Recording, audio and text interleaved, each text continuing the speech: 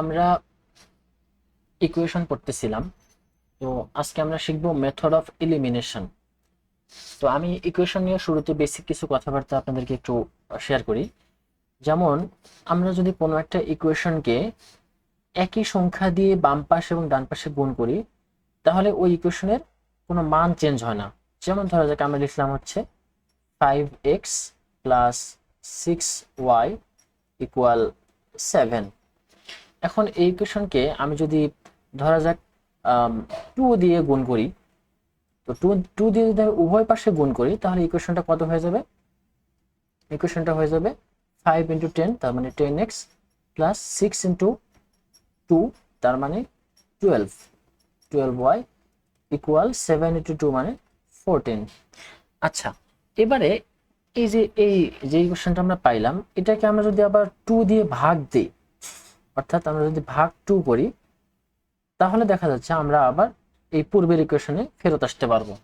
সুতরাং এটার দ্বারা বোঝা গেল যে কোনো একটা ইকুয়েশনকে আমরা যে কোনো সংখ্যা দিয়ে সুবিধা মতো গুণ ভাগ করে নিতে পারি।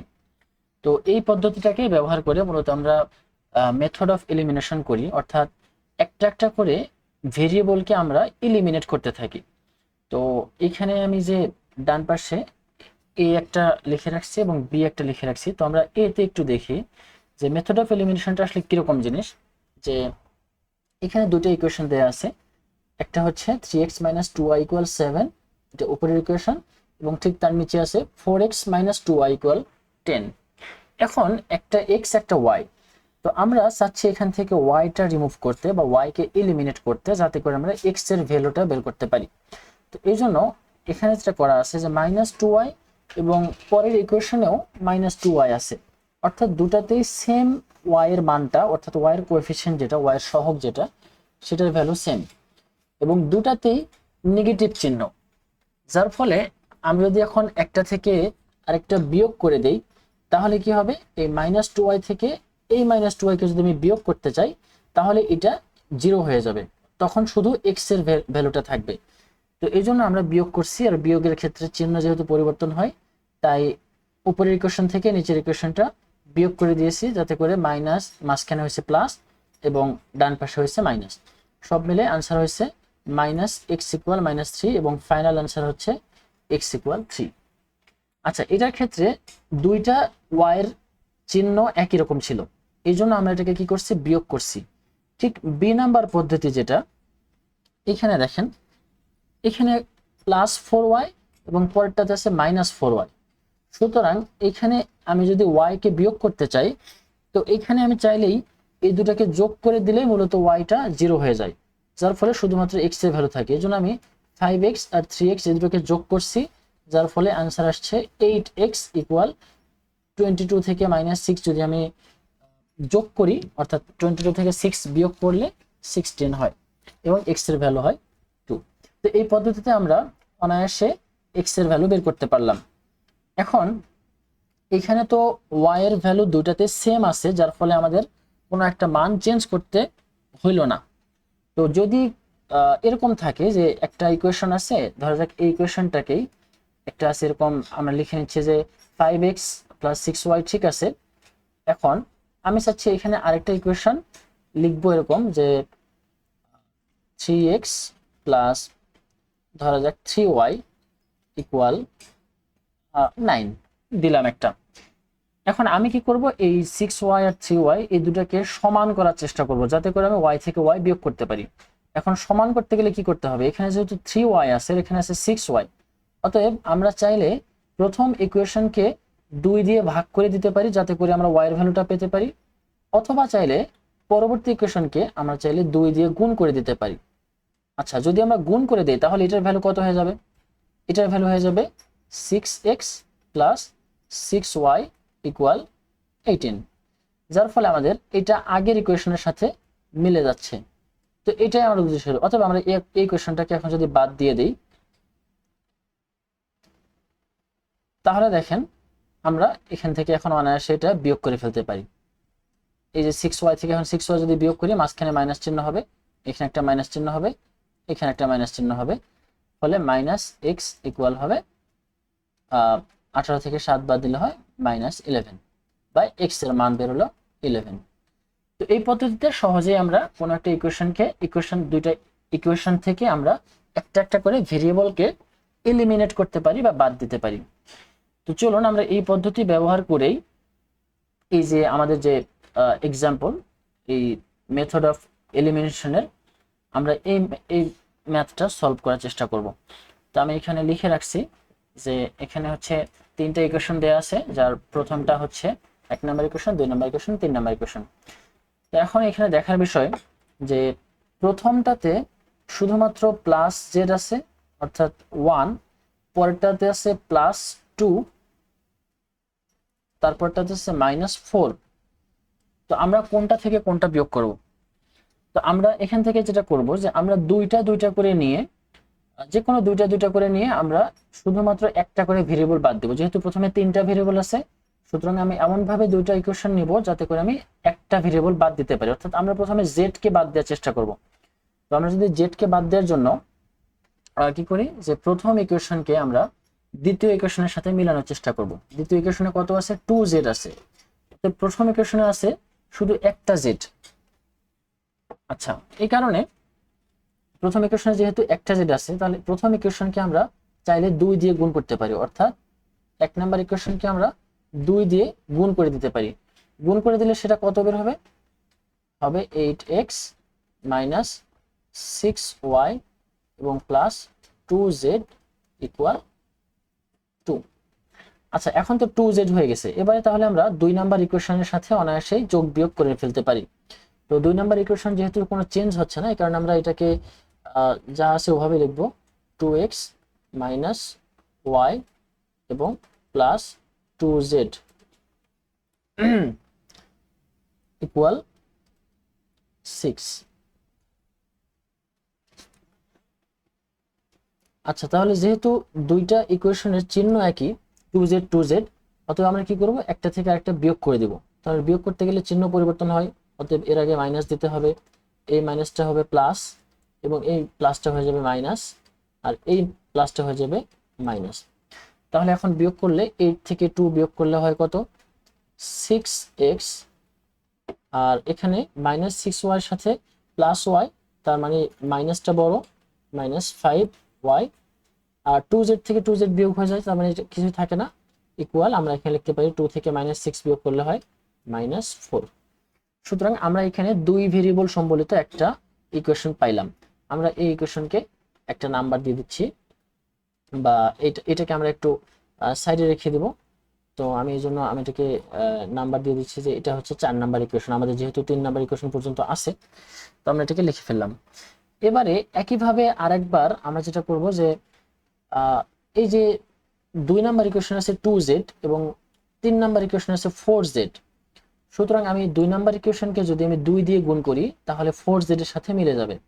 কাজে আমি সেম কাজ আরেকবার করব, যে আমরা 2 নাম্বার ইকুয়েশনকে 2 দিয়ে গুণ করে লিখে ফেলবো কত?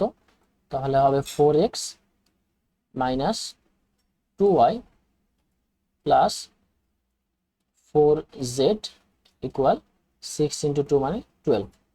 আর সেখান থেকে 3 নাম্বার ইকুয়েশনে যেহেতু -4z আছে, সুতরাং আমি এটা এমনি লিখে ফেলবো 3x + 4y - 4z = -1।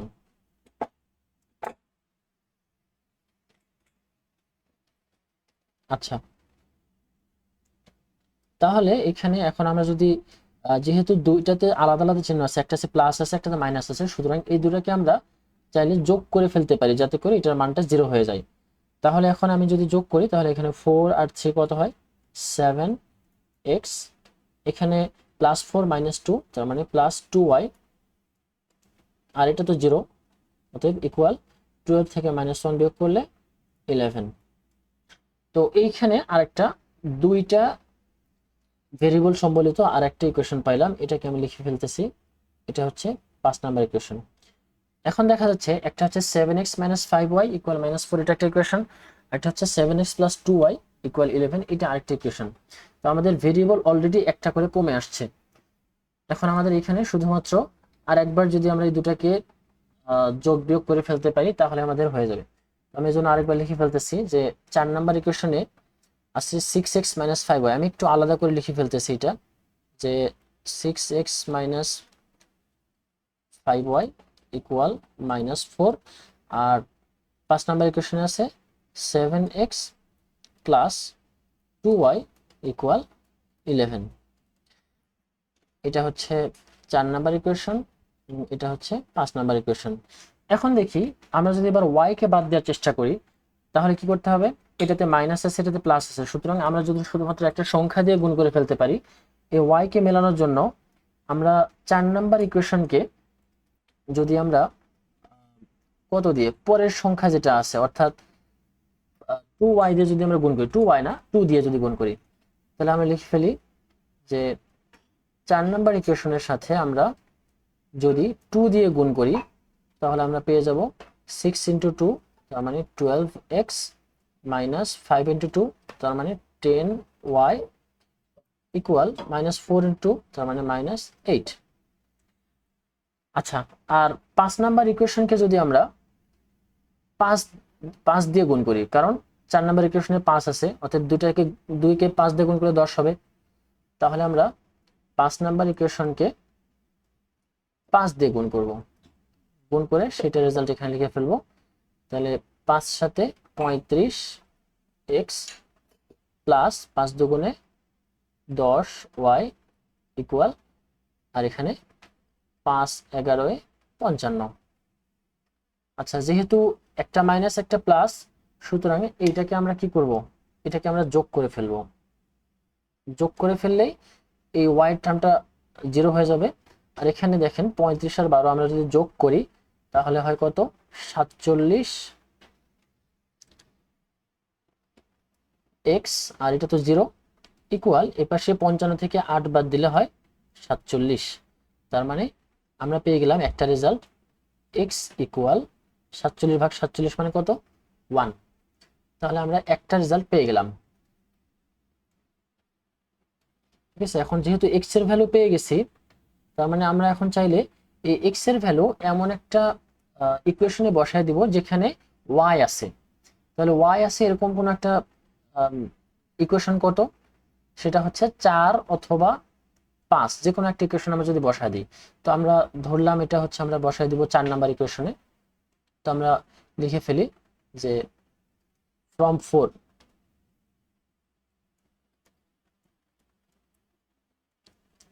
4 আমরা কি পাই? যেখানে 6 × x এর ভ্যালু হচ্ছে 1 মাইনাস 5y, y এর ভ্যালু আমরা জানি না, ইকুয়াল -4। তার মানে এখান থেকে পাই -5y ইকুয়াল -4, আর এই পাশে +6 ছিল, তাহলে এই পাশে আসলে হবে -6। তার মানে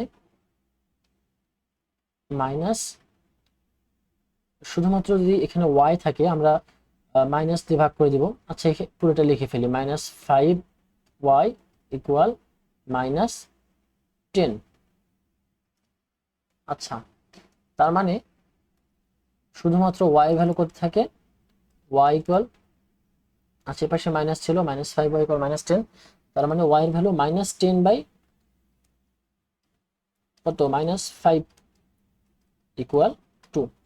অতএব আমরা পেয়ে গেলাম y এর ভ্যালু হচ্ছে 2। তাহলে আমরা দুইটা ভ্যালু পেয়ে গেলাম। এবারে অনায়াসে x আর y এই দুটো মিলে আমরা যদি এমন একটা ইকুয়েশনে বসায় ফেলি যেখানে z আছে, তাহলে z সম্বলিত ইকুয়েশন কোথায় আছে? z সম্বলিত ইকুয়েশন আছে একদম প্রথম দিকে, অর্থাৎ এই যে 1 2 3, এই তিনটার যে কোনো একটাতে আমরা বসায় ফেলতে পারি। তো আমরা ধরা যাক প্রথম ইকুয়েশনটাকে আমরা যদি নিয়ে যাই, প্রথম ইকুয়েশনটা হচ্ছে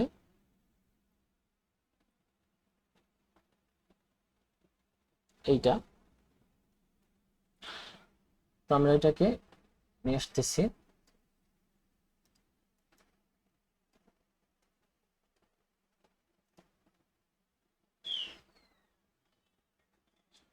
যেহেতু আমি অনেক উপরে লিখছি, কারণ লেখা দেখা যাবে না কোথায় লিখছি, এই জন্য এটাকে আমি নিচে নিয়ে আসতেছি। এখন দেখেন এখানে আমাদের x আর y ছিল, এখন শুধু আমাদের এখানে জেডটার ভ্যালু বের করতে পারলে হচ্ছে আমরা এক্স আর ওয়াই এর ভ্যালু এখানে বসায় দিব। সুতরাং আমরা এখানে লিখতে পারি যে ফ্রম 1, ঠিক আছে, এক্স এর ভ্যালু কত 1, ওয়াই এর ভ্যালু 2।